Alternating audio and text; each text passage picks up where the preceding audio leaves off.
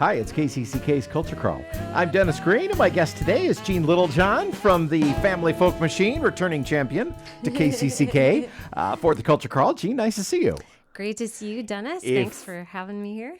So before we talk about the Family Folk Machine, you were here just a few weeks ago for the first ever concert featuring kind of the instrumental section from Family Folk. How did that go? Oh, Dreamer and the Hoping Machine. It was the end of February, and it was just a beautiful night at the James Theatre, and we had a wonderful audience, and everyone was just super pleased. So thanks for your help in promoting first ever concert by the Family Folk Machine Band. It was really fun. We're hoping to do it again. Yeah, well, congratulations again on that. Isn't it fun when you have, an organization like this and you're kind of doing one thing and then you discover that, oh, you know what? We could do some other things too. It's amazing. And also all the sort of skills you grow and muscles you flex doing the new thing end up feeding back into the old thing. That's right. And everything grows and is strengthened, and that's really wonderful. And with that, then, this will be the final concert in your season this year. Of this year. Coming up on the 2nd of May. May 2nd, a Saturday this time. That is unusual. We've done a lot of Sunday concerts lately, but this one will be a Saturday, working with the Englert schedule. Mm-hmm. Sure. Saturday afternoon? Yep. Saturday afternoon, 3 p.m. at the Englert. May 2nd, free concert. Everyone's welcome. The theme is Dreaming Iowa. Indeed, and we were talking before we started recording, and so this is going to be really a mix of the old and the new.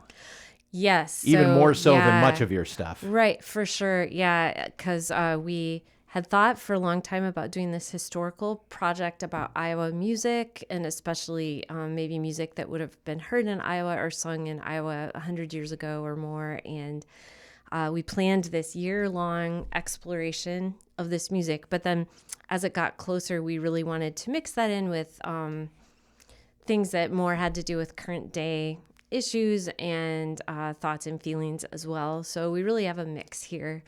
We've got something archival that we found using the State Historical Society archive in Iowa City. And it's really this crazy song that is making fun, basically, of a woman, Eliza Jane, for riding her bike and wearing bloomers, which kind of shows how threatening this was to people in 1895.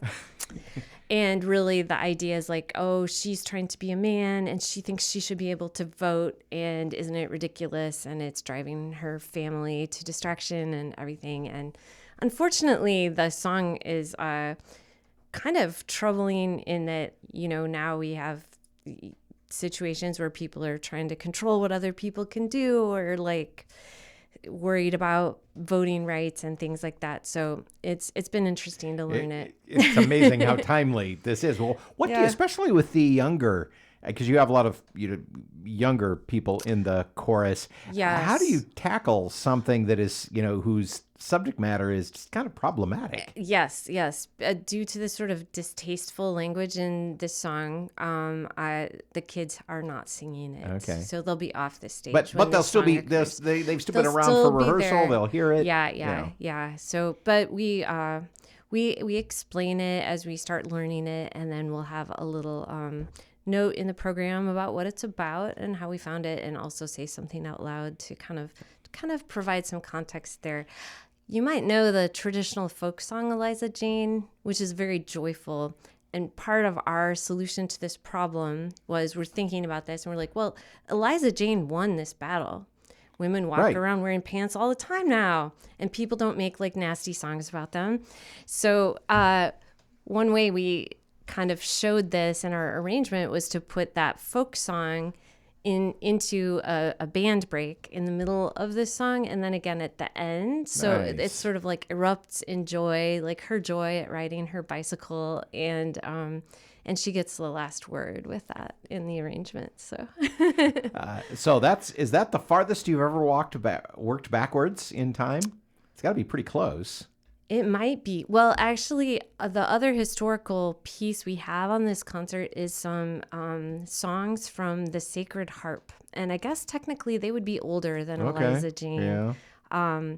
We discovered that there had been singing schools in Iowa in maybe the early days of statehood. And this was a way for people to educate others in how to read music, and a fun activity that young people could do together, I think. And so we kind of stretched our brains learning how to sing these shape note songs, and we're presenting a couple of them on the concert. Oh, wow. So really reaching back to the roots of music in Iowa. Yes, well, some of them anyway. Yeah. Yeah, and yeah, we were really fortunate and honored to do some of the shape note songs at a new festival that Hampshire put on a few weeks ago, the Stop Time Festival.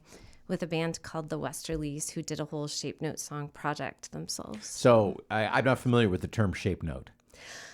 Okay, Dennis, to get in the weeds, Okay, seriously, here we go. you know Here we how go. If you didn't tune in for a music theory lesson today, you might want to skip ahead just a right, little bit. yeah. So most of our notes they have cute little round note heads. Well, yeah. In shape note music, some of them are round, but some of them are triangles, and some of them are rectangles, and some are diamonds. Oh, a whole different notation. Yeah, and so Each of them means something different. So, and each of those has a syllable associated with it from like solfege, like fa, so, la, and mi. Okay. And so the idea is you start associating those shapes with the syllables, with the notes, and it's an aid to helping you read the music. So was it an aid, or was it really hard to learn? It was super hard for everybody. If this is truly going to help you, I think you have to just this is your system that you use for several years. Then I think I've heard that it does work for people, but most people are not in that situation. So. All right. So shape notes. Shape notes, yeah. What's new? What new compositions do you have for So this many concert? new things. We're really excited to be working with 3 guest musicians, and they're all friends of the Folk Machine or in our orbit in some way. Nicole Upchurch of the Farrellings and the Awful Purdies, she works with our kids every semester on ukulele and songwriting, and we're going to be singing one of her songs with her at the concert. It's really beautiful. Looking forward to that. And Jeff Capps, who was a founding member of the Family Folk Machine, he wrote a song for this project that we're going to sing with him. It's also very beautiful. And then Sam Knutson, local singer-songwriter, he helps us a lot with sound. And we're picking up one of his songs for this concert too and singing it with him, which has just been a total joy. Then we also have a whole raft of new songs that have been written for this project that we're going to sing on the concert. And a couple of those have to do with Iowa places. One is about the state park Wildcat Den. And it's sort of experimental. It's full of sounds of birds and insects and wind, and then words that are just a reflection on spending a day in the park. So it's actually really fun and pretty cool.